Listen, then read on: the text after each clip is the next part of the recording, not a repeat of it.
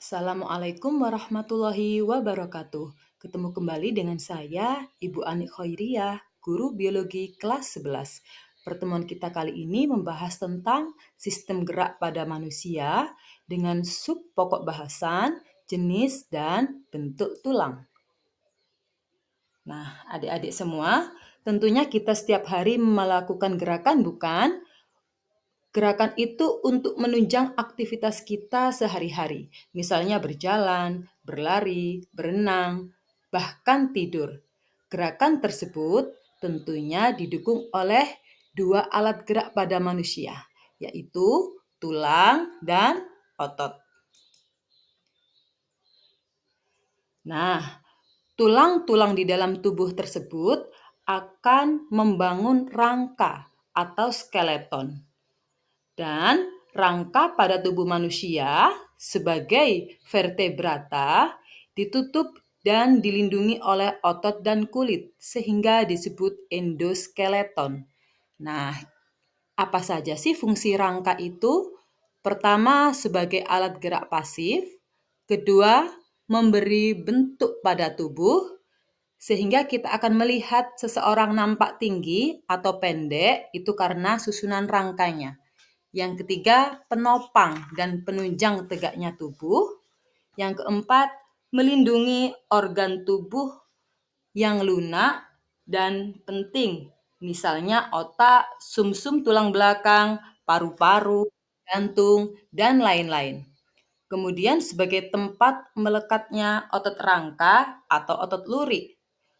Kemudian sebagai tempat pembentukan sel darah, atau biasa disebut dengan hematopoiesis, yaitu tempat pembentukan sel darah putih, sel darah merah, keping darah yang terjadi di dalam tulang dada, tulang rusuk, dan tulang belakang. Yang terakhir sebagai tempat penyimpanan mineral, karena 60% matriks tulang tersusun atas kalsium fosfat dan kalsium karbonat. Nah, berikutnya kita akan mempelajari jenis-jenis tulang. Berdasarkan sifat jaringan penyusunnya, tulang rangka itu dibagi menjadi dua jenis, yaitu tulang rawan atau disebut kartilago dan tulang keras atau disebut osteon. Kalian bisa melihat apa sih susunannya? Jadi tulang rawan tersusun dari sel-sel tulang rawan yang disebut kondrosit. Ada 3 tipe tulang rawan, yaitu tulang rawan hialin, tulang rawan fibrosa, dan tulang rawan elastis. Tulang keras tersusun dari sel tulang atau osteosit. Fungsinya untuk menyusun berbagai sistem rangka. Ada 2 tipe tulang keras, yaitu tulang kompak padat dan tulang pipa. Nah, berikut kita bisa melihat contoh atau gambar dari tulang rawan serta tulang keras tersebut. Nah, berikutnya kita mempelajari tentang bentuk tulang. Ternyata bentuk tulang itu ada 3 macam, yaitu tulang pipih, tulang pendek, dan tulang pipa. Tulang pipi contohnya adalah tengkorak, tulang rusuk, dan tulang belikat.